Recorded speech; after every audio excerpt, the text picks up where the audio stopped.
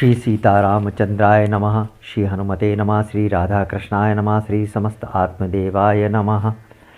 सभी भक्तों के हृदय में विराजित उस सच्चिदानंद परमात्मा को दंडवत प्रणाम। आत्मीय जनों, पिछले भाग में हमने गुरुचरण का अर्थ समझने का प्रयास किया था। इस भाग में हम सरोज रज के बारे में जानने की कोशिश करते हैं।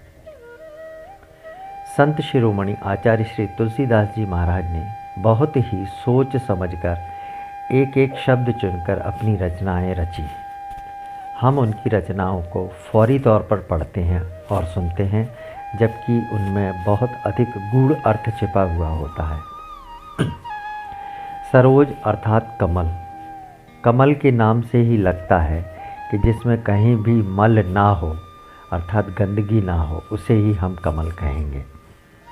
गुरु के चरण ऐसे ही हैं जिसमें किसी भी प्रकार के काम, क्रोध, मद, लोभ, मोह आदि का मल नहीं लगा है। वह पूर्ण रूपेण शुद्ध है। अब कमल की क्या विशेषताएं हैं वह समझिए। सर्वप्रथम तो कमल पानी अथवा कीचड़ में खिलकर स्वयं को पानी से पृथक रखता है। ठीक ऐसे ही गुरु और संत स्वयं को इस जगत में फैली हुई गंदगी अर्थात दुर्गुणों से स्वयं को विलग रखते हैं। वे कभी भी इन दुर्गुणों के पास तक नहीं भटकते।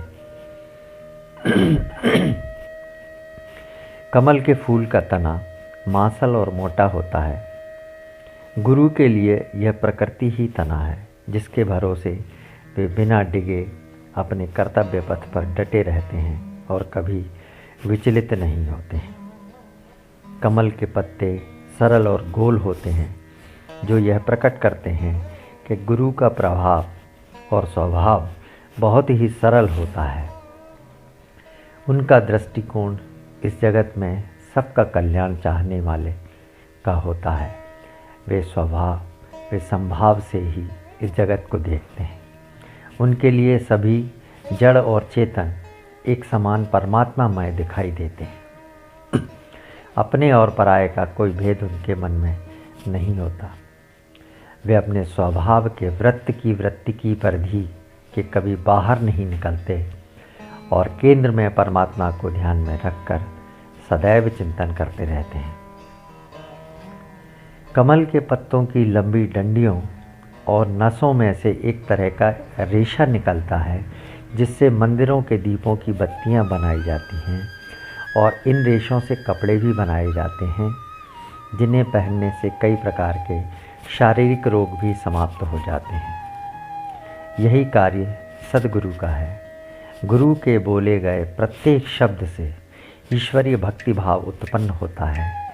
मन में बसी विषय वासनाएं, काम, क्रोध, लोभ इत्यादि रोग गुरुवाणी से ही ठीक होने लगते हैं।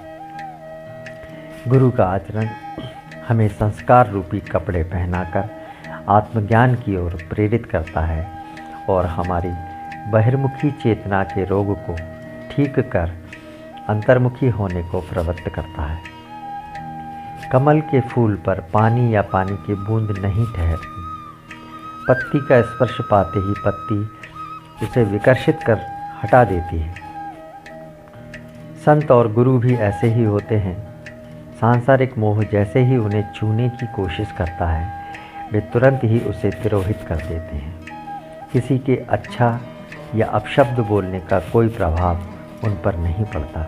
वे केवल साक्षी भाव से जगत के घटनाक्रम को देखते हैं, किंतु उसमें कभी संलिप्त नहीं होते। सांसारिक आकर्षण उन्हें छू भी नहीं पाते। पौराणिक मान्यता है कमल भगवान श्री विष्णु की नाभि से उत्पन्न हुआ है, जिस पर श्री ब्रह्मा जी विराजित हैं। जब आचार्य श्री इसकी तुलना गुरु से करते हैं, तब वे मानते हैं कि गुरु ही ईश्वरीय अंश है और जिस प्रकार भगवान श्री ब्रह्मा सृष्टि का निर्माण करते हैं, ठीक उसी प्रकार गुरु हमारे मन मस्तिष्क में अध्यात्म की पृष्ठभूमि निर्माण कर सद्विचारों की सृष्टि का निर्माण करते हैं। हमारे भावों को, विचारों को बदलते हैं और लगातार उनमें वृद्धि और संशोधन करते रहते हैं। धन देवी माँ लक्ष्मी भी सदा कमल पर विराजित रहती हैं। इसका अर्थ यह है कि जिस व्यक्ति का हृदय शुद्ध और सरल है, संसार की भोग वासनाओं के प्रति जो आकृष्ट नहीं है और जो संभाव और जगत कल्याण की कामना से सबको देखता है, माँ लक्ष्मी उस पर प्रसन्न होती हैं और उसे धन धान्य से परिपूर्ण करती हैं। जबकि संत या गुरु के मन में इसकी कोई भी चाह नहीं होती। इस फूल के सभी भाग जैसे फूल, बीज, पत्ते, प्रकंद सभी खाद्य हैं जिन्हें खाया जा सकता है और तन के कई रोग मिटाए जा सकते हैं। ठीक उसी प्रकार गुरु का प्रत्येक आचरण ग्रहण किया जा सकता है जिससे मन की व्याधियाँ ठीक होती हैं। गुरु अपने शिष्यों को वही सब सिखाता है जो वह स्वयं करता है। वह शिष्यों को वही सब खिलाता पिलाता और पहनाता है जो वह स्वयं खाता पीता और पहनता है। वह उन्हें वही पढ़ाता है जो उसने स्वयं पढ़ा है। वह जीवन की हर कला अपने शिष्यों को सिखाता है जिससे वह अपने जीवन को सही ढंग से जी सके। अपने आचरण, व्यवहार, स्वभाव को प्रत्येक शिष्य में वह देखना चाहता है। इसलिए गुरु का हर कार्य शिष्य के लिए अनुकरणीय और अनुसरणीय है। कमल का फूल सौंदर्य, दिव्यता और ज्ञान का प्रतीक है। इसकी सुगंध मनमोहक और दिव्य होती है। वैसे ही गुरु का व्यक्तित्व दिव्यता, ज्ञान और सौंदर्य से भरा हुआ होता है। गुरु जहाँ भी जाते हैं वहाँ एक दिव्य प्रकाश और सुगंध स्वतः ही वातावरण में भर जाती है जो हमारे मन को प्रफुल्लित कर देती है। गुरु का आभामंडल ही हमारे अवसाद को दूर कर देता है। एक नई ऊर्जा, एक नई शक्ति हमें गुरु के सानिध्य, उपस्थिति या दर्शन से प्राप्त होती है। दूसरा शब्द है रज, जिसे हम धूल भी कहते हैं। दरअसल धूल एक बहुत छोटा अणु है जो धूल, मिट्टी, रेत, प्रदूषण, उल्काओं, विस्फोटों आदि से बना हुआ बहुत महीन कण है और जो स्वतंत्र है और स्वतंत्र अवस्था में रह सकता है और हर जगह हर समय इस धरती पर व्याप्त है। वैसे यह हानिकारक है जब तक स्वतंत्र है, किंतु जैसे ही यह किसी संगति में आता है तब वह अपना रूप, आकार, गुण और स्वभाव बदल लेता है। जब वह बादल बनता है तो सागर से पानी लेकर धरती पर जल वर्षा करता है और सुख प्रदान करता है। किंतु यदि वही नाली अथवा गंदे जल में मिल जाए तो कीचड़ बन जाता है, मैल बन जाता है। इसका अर्थ यही है कि धूल पर प्रभाव संगति का होता है। अच्छे के संग से धूल अच्छी और बुरे के संग से बुरी हो जाती है। तुलसीदास जी ने भी लिखा है, बिनसई उपजई ज्ञान जिम पाई कुसंग सुसंग। सुसंग के पाने से ज्ञान उत्पन्न होता है, जबकि कुसंग के पाने से ज्ञान जो है वो नष्ट हो जाता है।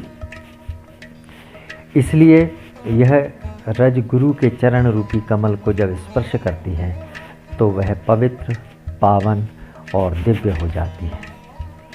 गुरु की संगति उसका स्वभाव बदल देती है।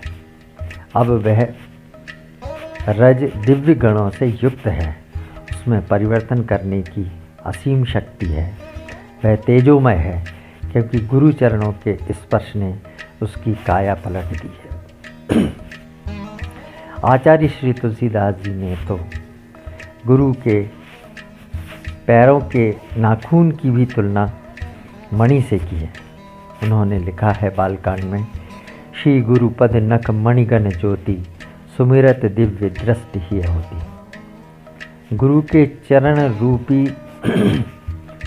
नख, नाखून को जो मणि के समान है, उनसे जो प्रकाश उत्पन्न होता है उसको देखते ही हृदय में दिव्य दृष्टि उत्पन्न हो जाती है। तो गुरु के चरणों की महिमा अपार है। इसलिए आचार्य श्री ने हनुमान चालीसा में श्री गुरु चरण सरोज रज शब्द को चयनित किया है, जिसका महत्व गूढ़ार्थ में है। संगति का असर बहुत अधिक होता है, लेकिन गुरुओं के लिए यह संगति बहुत ही महत्व रखती है। रहीम ने भी लिखा है कि जो रहीम उत्तम प्रकृति का करि सकत कुसंग, और चंदन विष व्यापत नहीं लिपटे रहत भुजंग। संत और गुरु अपने आचार विचार और व्यवहार में प्रकृति के और मनुष्य के दूसरे जो दोष हैं उनको कभी अपने पास नहीं फटकने देते। उनमें हमेशा सद्गुणों का ही विकास होता रहता है, और दुर्गुण और कुसंग उनका कुछ भी नहीं कर पाते हैं। इसीलिए आचार्य श्री ने हनुमान चालीसा में इन शब्दों का प्रयोग किया है। अगले भाग में हम निज मन मुकुर सुधार पर चर्चा करेंगे। तब तक के लिए जय जय श्री राम, जय जय हनुमान।